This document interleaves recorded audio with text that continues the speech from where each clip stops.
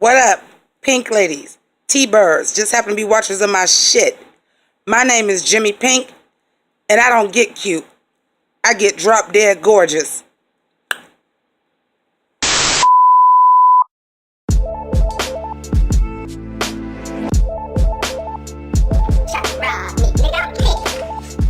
Well, hey y'all. Did y'all ever see the movie Drop Dead Gorgeous? Because Insatiable so far is giving me drop dead gorgeous tease. I mean, down to the creepy religious song, down to the white trash girl, but the rich girl who always wins is the perfect child, to the dark comedy aspect. If you haven't seen it, it's a classic. But right now, we're going to talk about this dark comedy about pageants. Insatiable, this is episodes 1 through 8. So far, I'm about halfway through the season. I stopped because I saw a shift in the storyline about to happen, as if we haven't had enough of those.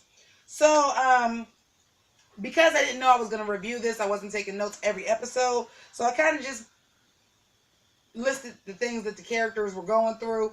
And as y'all know on this channel, if you're new to it, this is stream of consciousness. So it's basically when I think of something, boom, it's going to lead me to something else. So if you haven't seen the series, I'm sorry, you're going to get lost.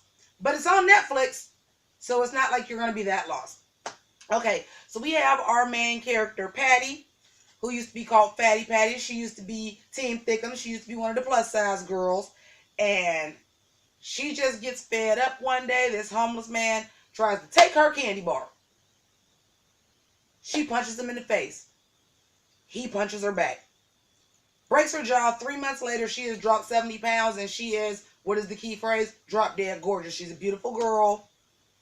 But the homeless man is suing her because she punched him first and broke his nose. So she goes to the loser lawyer in town, who also happens to be a pageant coach, who was coaching Dixie. We'll get to Dixie in a minute. And got fired and was accused of sexually molesting Dixie by Regina, her tramp-ass mama. And so he's kind of lost pageants. He's not a good lawyer. His father makes him take this case pro bono just for him to have something to do because he doesn't get any clients. He's part of his father's law firm.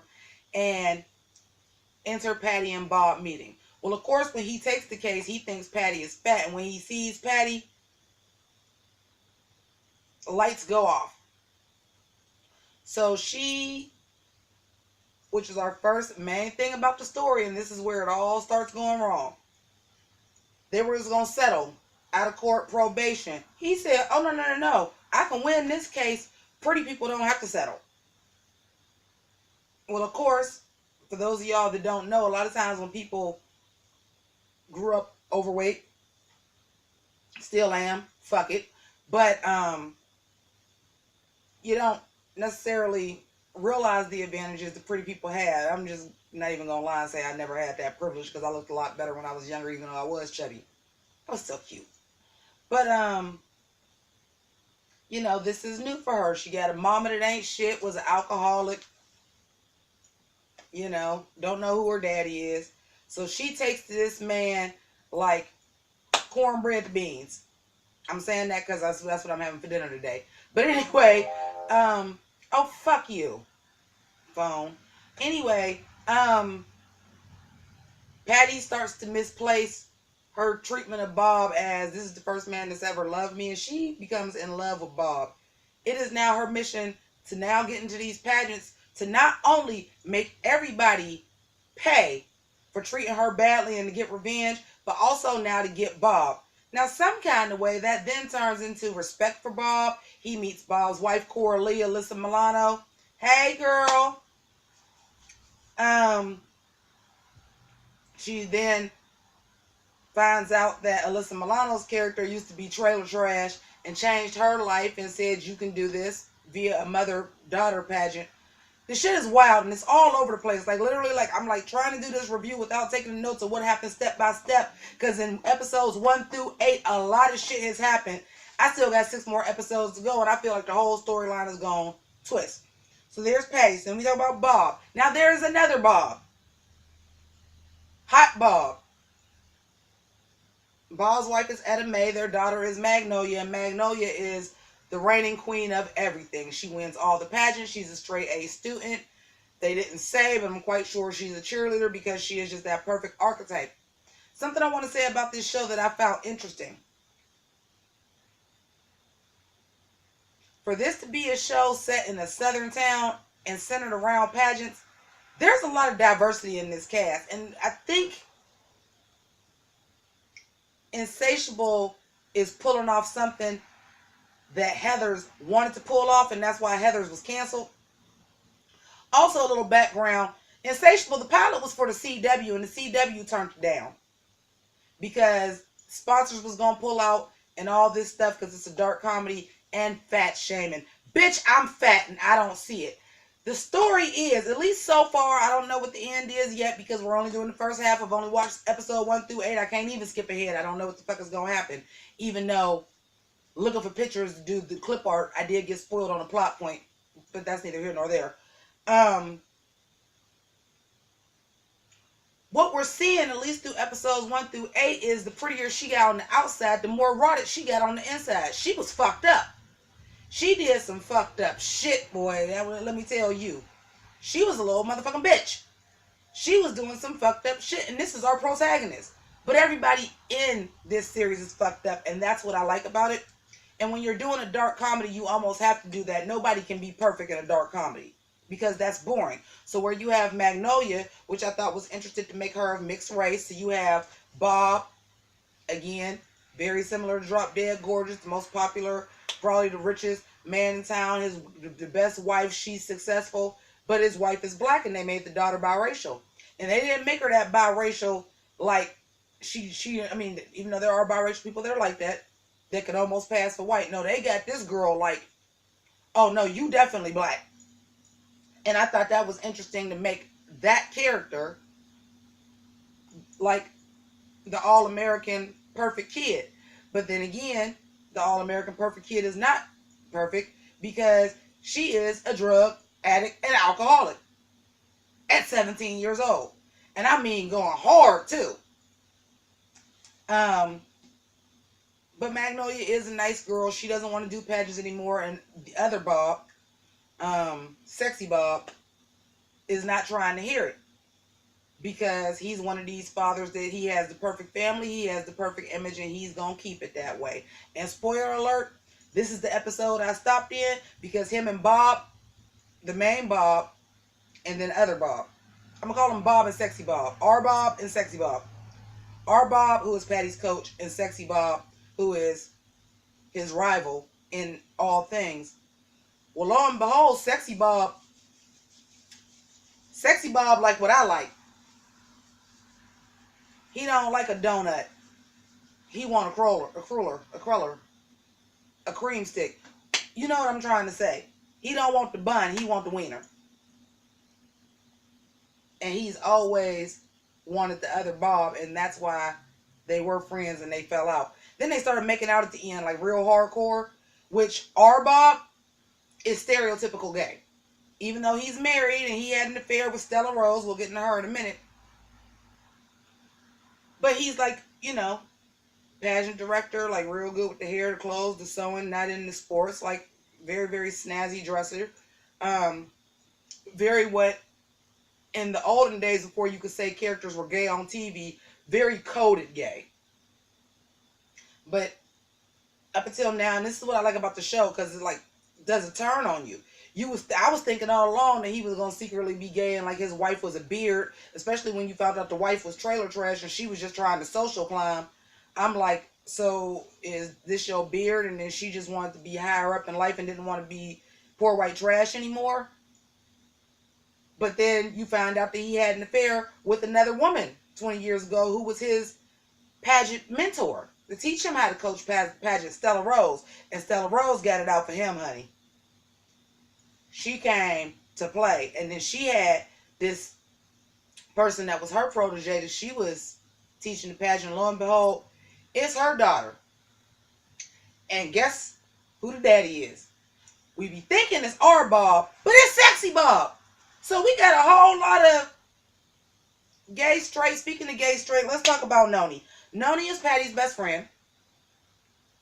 Noni is obviously in love with Patty. Questioning her sexuality, doesn't quite know. I'm gonna get to a problem that I have with the show, which is D. So we have a plus size black girl who's doing the pageants too.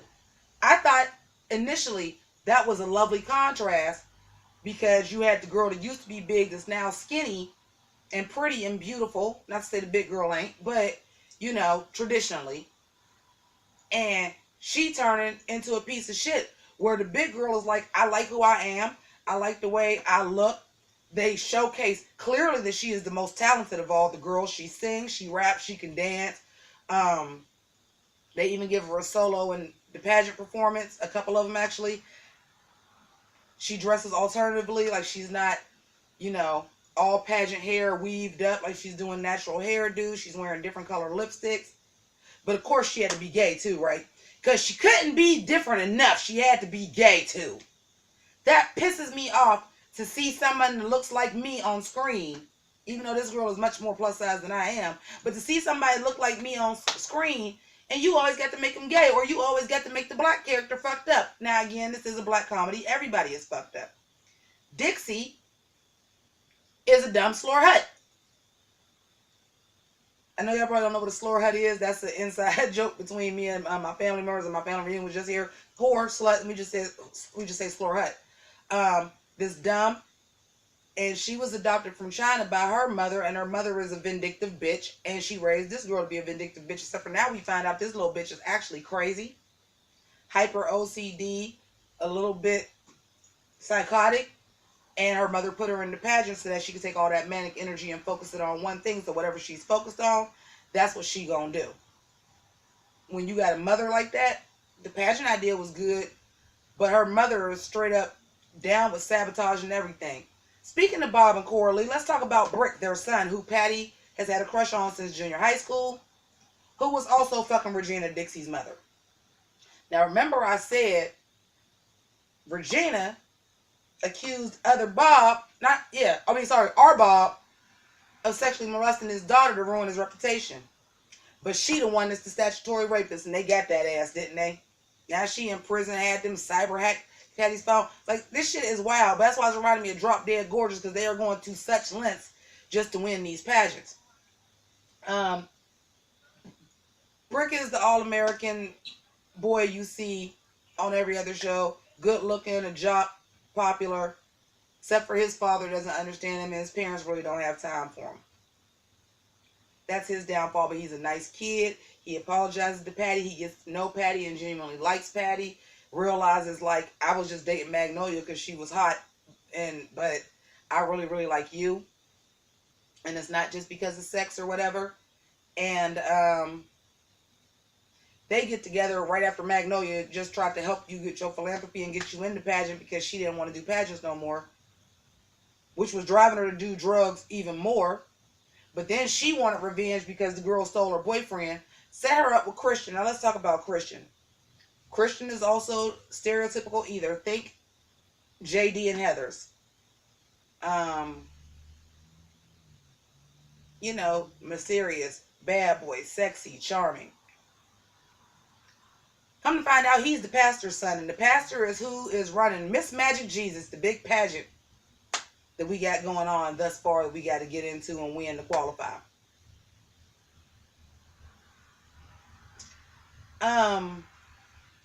They do this song that's like Holy Spirit, and they like, ride me Holy Spirit and get into my Holy Spirit, and I'm like, it's creepy again.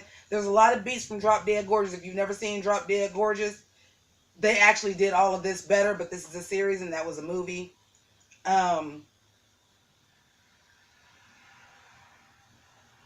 But Bob, sexy Bob, is just not trying to hear. Magnolia is not interested. But then when she wants that revenge, he even literally said, you don't want to do pageants anymore? That's okay. We'll just win Miss Magic Jesus, and then the next pageant after that, and then we'll go get you help. This man knows she on drugs and drinking, and still just like, but win these pageants first. So of course she's fucked up. She gets with Christian because Patty wants to hook her up with Christian and feel better about stealing brick after the pastor told her she's being selfish. Then she decides she wants Christian. So she steals Christian from him too. Like I said, Patty's fucked up. They try to slip drugs in her while she's getting baptized. They slip Molly into her drink while she's getting baptized. Like, this show is it's a bit sacrilegious, which can be funny, but if you're like super holier than thou, which I highly doubt if you're watching my channel that you are, but if you are, you may want to steer clear of it because you may get offended. And we have a pregnancy scare. Come to find out, she's not pregnant. She had a twin that basically is inside of her. And the Holy Spirit, hi Michael Ian Black, the pastor can feel people's spirit and says, I knew something was evil in you. You got to get that twin out because that's a demon. Then she ends up throwing Dixie off of a roof. But I'm like, does that prove that she's a bad person? Because Dixie did try to attack her and bite her like she was a vampire because she has veneers and she has fangs. It's so much going on. There's so much going on. I didn't even talk about Choi. We talked about Christian. Christian's also a drug dealer. His mother is Christine Taylor. And somebody please tell me if Christine Taylor got on prosthetics because she looked bad. Y'all know Christine Taylor? Marsha Brady. I thought it was the real lady to play Marsha Brady. That's how bad she looked. And that lady is about 20, 30 years older than her. Christine Taylor looked bad, y'all. I hope that was like some prosthetics to purposely make her look bad. She looked bad, y'all. We talked about Roxy and being Bob's secret other. It's so much going on, y'all. It is. There's so much. And I was just going over the characters. But I'm telling y'all, if y'all like crazy shit, because I know a lot of my Pink Ladies and T-Birds did not watch Insatiable. It's some crazy shit going on this show. If y'all like the movie Heathers, if y'all like Jawbreaker, if y'all liked Drop Dead Gorgeous, if you liked, I even say Sugar and Spice even though it's not that dark. Idle Hands.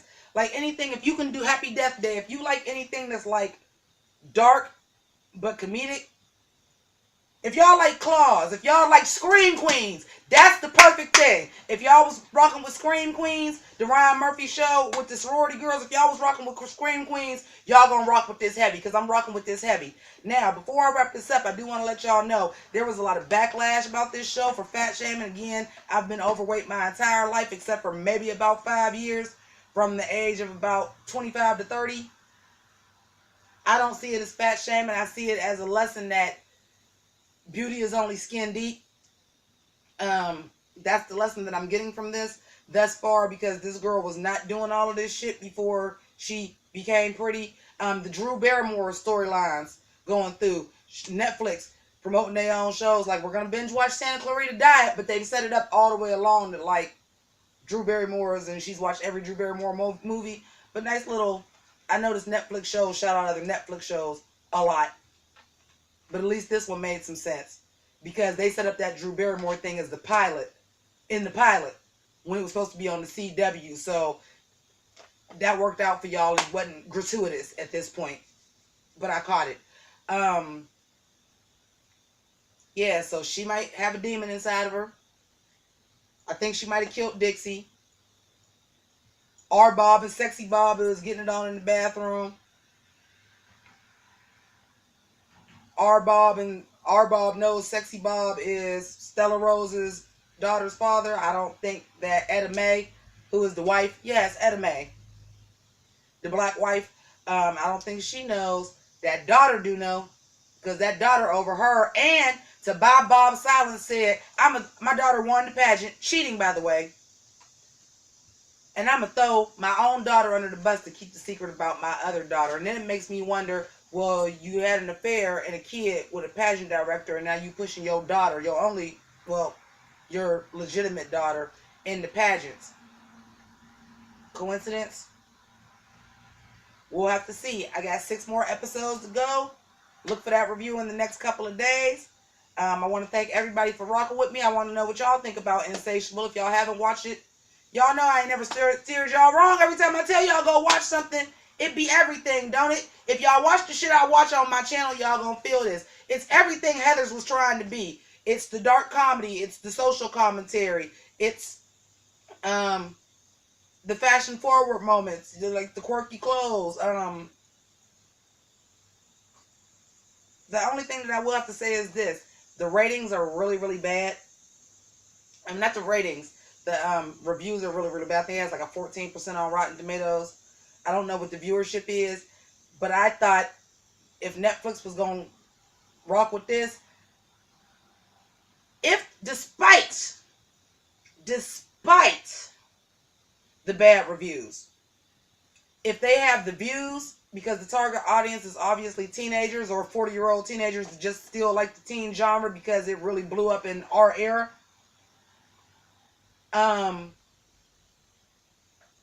If they got the views, I'm looking for a season 2.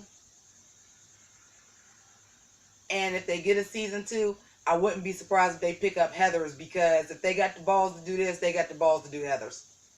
And why not? Fuck it, they rebooting everything else. Maybe with Netflix and not having to be edited and some reshoots and some Netflix money, maybe Heathers can be good. I'll link the review to Heathers at the end of this, the pilot episode of Heathers, because it had potential. Maybe they just need some new showrunners, and maybe they need to be under a different network. It might work out, because if they can do this. But I'll let y'all know how I feel about this. So thank you so much for rocking with me. Thank you to my pink ladies and T-birds. Always.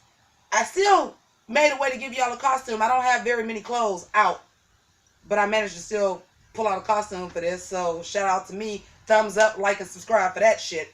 Also, thank you to my patrons, as always. I greatly, greatly appreciate y'all. And once I get everything set up again, September 1st is D-Day. Whole lot of shit is going to change with the channel, my life, everything. I'm going to get y'all together. Y'all know I always hook y'all up for Christmas anyway. We're going to get it together. As well as my PayPal people. I know I got stuff that I should be sending out and thank yous. I don't know where they're at right now. I'm just going to be honest, because, I mean, I don't know if y'all can see this shit, but shit's packed up. So thank you for that. And if you're not a pink lady or T-bird, just become a member of the House of Grease. All you gotta do is hit the subscribe. You can do that by clicking Sailor Jimmy at the end, or down below with all the links to my merchandise, my album. If you would like to donate to my PayPal, any amount is helpful, as well as Patreon, even $1 a month. And I'm gonna start doing some contests on Patreon when the holiday season comes. From the holiday season for me, y'all know that's Halloween, and all of that is gonna be drag season. We gonna get lit. So thank you so much. Look at that. Ha! Keep it greasy. Deuces.